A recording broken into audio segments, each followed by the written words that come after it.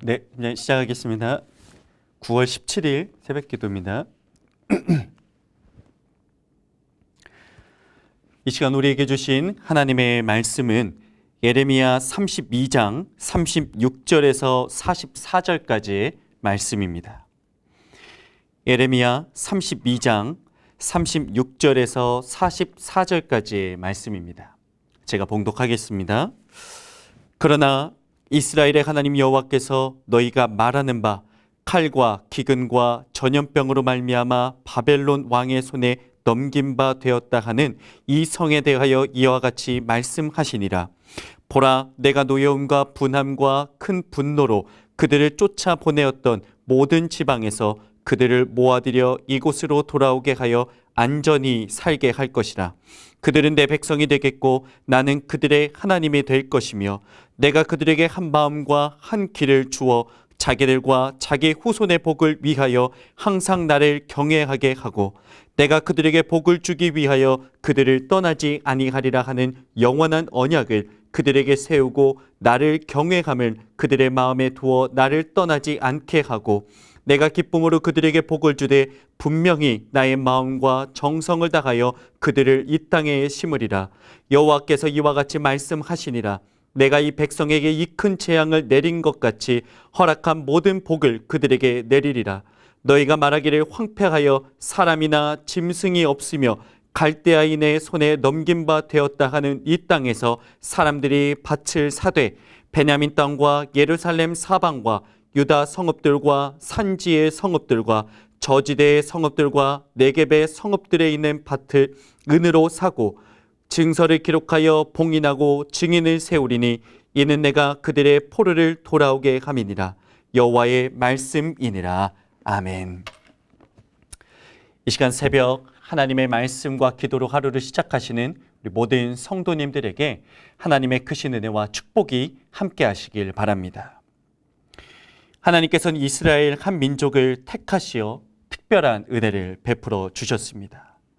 노예로 종으로 살던 애굽 땅에서 그들을 구원하시고 믿음의 조상 아브라함에게 약속하신 땅으로 이스라엘을 인도해 주셨지요. 주변의 수많은 대적들로부터 지키시고 그들을 보호하셨습니다. 하나님께서 지으신 세상 민족 중에 이와 같은 특별한 은혜와 축복을 누린 민족은 어디에도 없었습니다.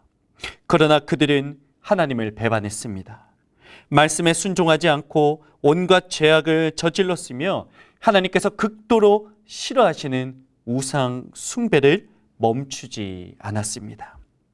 결국 하나님께서는 아버지와 같은 안타까운 마음으로 이스라엘을 벌하기 시작하십니다. 먼저는 북이스라엘을 그리고 남유다 왕국을 차례대로 징계하시고 그들을 벌하시고 심판하십니다. 이 모든 징계와 심판의 목적은 단 하나였습니다. 하나님의 자녀로 또 백성으로의 회복시키기 위함이었지요. 하나님께서는 결코 택하신 백성을 버리지 않으셨고 그들을 향한 사랑 또한 거두지 않으셨습니다. 사랑하시기에 벌하셨고 사랑하셨기에 그들을 심판하신 것이지요. 하나님의 심판으로 인한 남유다 왕국의 멸망이 이제 얼마 남지 않았습니다. 하나님의 도구로 사용된 바벨론 군대가 이미 예루살렘 성읍을 에워쌌습니다. 찬란했던 유다 왕국의 날들이 풍전등화와 같은 상황 가운데 놓이게 된 것이지요. 하나님의 선지자 예레미야는 이미 수차례나 유다 왕국의 멸망의 메시지를 그들에게 전했습니다. 선지자는 하나님께서 예루살렘을 다시 회복시킨다는 약속 또한 들었지만 눈앞의 현실 앞에 두렵고 또 불안에 떨 수밖에 없었습니다. 이때에 선지자에게 하나님의 위로와 회복의 말씀이 전해집니다. 본문 37절의 말씀을 다시 읽어드리겠습니다. 보라, 내가 노여움과 분함과 큰 분노로 그들을 쫓아 보내었던 모든 지방에서 그들을 모아들여 이곳으로 돌아오게 하여 안전히 살게 할 것이라. 아멘. 하나님께서는 본문 이전에 하신 말씀과 같이 유다 백성의 죄악과 우상 숭배로 그들에게 벌을 내리셨습니다. 칼과 기근과 전염병으로 그들을 벌하셨고 바벨론 왕의 손에 넘기셔서 남유다 왕국을 멸망시키십니다. 그러나 하나님께서는 심판과 함께 회복의 말씀 또한 그들에게 약속하십니다. 본문 37절에 먼저 주목해야 할 단어가 바로 보라라는 단어입니다. 이 단어의 원어는 힌니라는 단어입니다. 독자의 시선을 말하는 화자의 시선으로 전환시키는 기능이 바로 이 힌니라는 단어에 보라라는 단어에 담겨 있습니다. 유다 백성들은 현재 예루살렘 성을 에워싼 바벨론 군대에 주목하고 있었습니다. 기근과 전염병으로 고통받는 현실을 유다 백성들 또는 예레미야 선지자는 바라보고 있던 것이죠. 그러나 하나님께서는 그들의 눈을 들어 하나님의 메시지에 주목하라 명령하십니다. 현실의 고통과 고난과 문제들을 보는 것이 아니라 이 모든 상황을 주관하고 계시는 하나님을 보라는 명령이었습니다. 하나님께서는 이 말씀 앞에 선 우리에게도 동일하게 말씀하시죠. 보라, 현실의 어려움과 고난과 문제들을 주목하지 말고 하나님을 보라라고 말씀하십니다. 이 말씀에 순종할 때 우리에게 어떠한 은혜가 주어질까요? 첫 번째로 하나님께서 나의 하나님이 되어 주십니다. 본문 38절의 말씀을 다시 읽어드리겠습니다. 그들은 내 백성이 되겠고 나는 그들의 하나님이 될 것이며. 유다 백성들이 처한 현실과 상황은 절망적이었습니다. 전쟁과 기근과 전염병으로 인해 고통당하는 현실이었기 때문이죠. 그러나 하나님께서는 명령하십니다. 칼과 기근과 전염병으로 인한 절망적인 현실을 보지 말고 나를 보라. 하나님께서는 유다 땅을 다시 회복시키시고 그때에 이 백성들을 이 땅으로 다시 돌아오게 하실 것입니다. 그리고 그들이 안전하게 살 것이라 약속해 주십니다. 그리고 오늘 우리에게 주신 이 능력의 말씀, 하나님께서 백성 삼아 주시고 하나님께서 그들의 하나님이 되어 주신다는 약속을 주십니다. 본문 이전에 예레미야 선지자는 하나님의 전능하심을 찬양했었지요.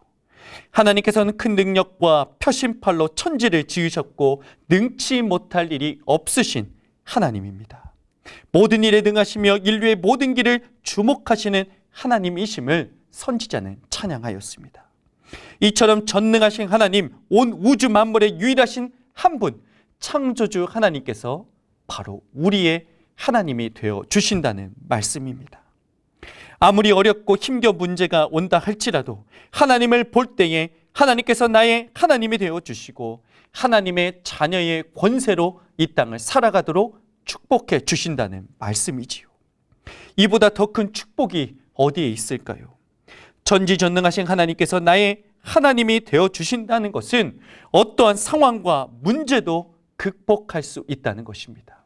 어떠한 상황 앞에서도 담대하게 이 상황들을 이겨낼 수 있다는 축복이라는 것이죠. 어떠한 어려움이 와도 담대하게 이겨낼 수 있습니다.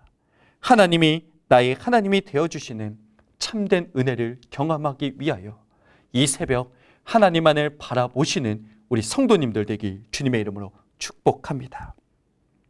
두 번째로 하나님을 볼 때 복을 주신다 약속하십니다. 본문 39절입니다. 내가 그들에게 한 마음과 한 길을 주어 자기들과 자기 후손의 복을 위하여 항상 나를 경외하게 하고. 하나님께서는 유다 백성을 회복시키며 복을 주시겠다 약속하십니다. 회복시키시고 복 주신다 약속하시지요. 이 축복의 약속에는 조건이 있었습니다. 바로 하나님을 경외하는 것이지요. 본문 39절에 있는 하나님께서 주시는 한 마음과 한 길이 바로 하나님을 경외하는 것이었습니다. 경외란 피조물이 창조주에게 갖는 가장 기본적이며 중요한 자세입니다. 순전한 마음으로 창조주에 대한 합당한 존경과 선한 두려움이 바로 경외라는 것이죠. 우리는 바로 이러한 하나님을 경외해야 합니다. 존경과 두려움이라는 이 단어와 축복이라는 말이 어울리는 것 같지 않습니다. 하나님을 경외하는 것은 사람이 이 땅에 태어난 목적대로 사는 것이기에 존경과 두려움, 바로 이 경외가 복으로 직결된다는 것입니다. 목적에 맞게 살아갈 때에 그 삶이 축복된 삶이라 할 수 있기 때문입니다. 하나님을 경외하며 살아가는 자들에게 하나님께서는 복을 주십니다. 그리고 그 복을 주실 때에 하나님께서 기뻐하신다고 약속하십니다. 하나님께서 마음과 정성을 다해 하나님을 경외하는 자들을 축복하신다 말씀하시지요. 하나님을 경외하십시오. 하나님께서 항상 나와 함께 하신다는 믿음을 가지고 죄를 멀리하고 말씀에 순종할 때에 우리는 하나님을 경외할 수 있습니다. 이때에 하나님께서 우리에게 기쁨으로 복을 주시고 마음과 정성을 다해 우리에게 은혜를 베풀어 주실 것입니다. 끝으로 하나님을 볼 때에 우리의 일상을 회복시켜 주십니다. 본문 44절의 말씀입니다. 베냐민 땅과 예루살렘 사방과 유다 성읍들과 산지의 성읍들과 저지대의 성읍들과 네겝의 성읍들에 있는 밭을 은으로 사고 증서를 기록하여 봉인하고 증인을 세우리니 이는 내가 그들의 포르를 돌아오게 함이니라. 여호와의 말씀이니라. 아멘. 하나님께서 예루살렘 멸망 이전의 상태로 회복시키신다는 말씀입니다. 그들의 모든 경제 활동과 일상들을 회복시킨다는 약속이지요. 징벌과 심판도 하나님의 주권이시기에, 징벌과 심판도 하나님께서 내리신 것이기에 이 모든 회복 또한 하나님께서 능히 이루실 줄 믿습니다. 칼과 기근과 전염병으로 황폐해진 예루살렘이지만 하나님께서 모든 것을 원래대로 회복시킬 수 있는 전지전능한 하나님이십니다. 말씀을 정리하겠습니다. 우리는 지금 코로나로 인해 일상이 무너진 상황들을 경험하고 있지요. 코로나 사태가 이 땅을 향한 하나님의 심판이라 단정 지을 수는 없습니다. 그러나 분명한 것은 하나님께서 이번 코로나 사태를 통해 이 땅 교회들과 이 땅 성도들과 이 땅을 향한 분명한 메시지가 있다는 것이지요. 이스라엘을 향한 하나님의 징계의 목적은 영원한 심판이 아니라 그들이 죄값을 치르고 그들의 죄를 용서하기 위함이었던과 같이, 즉 회개하고 하나님을 온전히 섬기도록 하기 위한 목적이 이 땅에 또 코로나 사태 가운데 있다는 것이죠. 하나님께서 이번 코로나를 통해 한국 교회와 지도자들, 성도들을 향한 분명한 메시지를 주고 계십니다. 현재의 상황을 보지 않고 하나님을 보는 것입니다. 이 땅을 회복시킬 하나님의 약속으로 이 땅을 위로하고 이 땅 가운데 회개와 또한 하나님의 회복을 선포하는 것입니다. 이때에 하나님께서 나의 하나님이 되어주시고 하나님을 경외하게 하시어 복을 주시며 우리의 모든 일상을 회복시켜 주실 것입니다. 비록 바벨론 군대에 둘러싸인 것 같은 상황 가운데 있지만 믿음의 눈으로 하나님을 바라보며 자녀들에게 주시는 믿음의 축복과 평안을 누리시는 우리 모든 성도님들 되길 주님의 이름으로 축복합니다. 기도드리겠습니다. 사랑의 아버지 하나님, 코로나로 인하여 황폐해진 이 땅 가운데 하나님 이 상황들을 바라보며 우리는 낙심하고 좌절하고 두려움에 떨 수밖에 없지만은 하나님께서 베푸신 놀라운 능력의 말씀을 붙잡으며 다시 한번 주님을 바라보며 나아갑니다. 하나님께서는 이 땅을 고치시고 회복시키시는 하나님이시기에 그 하나님의 성품과 그 하나님을 믿고 의지하며 나아가오니 하나님 우리의 삶과 이 땅을 속히 회복시켜 주시옵소서.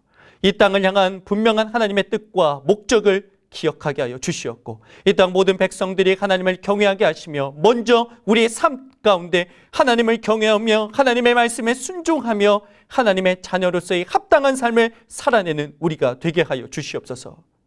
코로나19 이 사태가 이 땅을 황폐하게 하며 이 땅이 마치 하나님의 심판 가운데 있는 것처럼 보이게 하지만 하나님 그 가운데에는 분명한 하나님의 사랑이 있으며 이 땅을 회복시키고자 하시는 하나님의 놀라운 은혜와 긍휼하심이 있음을 믿고 의지하며 날마다 하나님께 이 땅을 회복시키기 위하여 부르짖고 간구하며 나아가는 우리의 복된 삶이 되도록 인도하여 주시옵소서.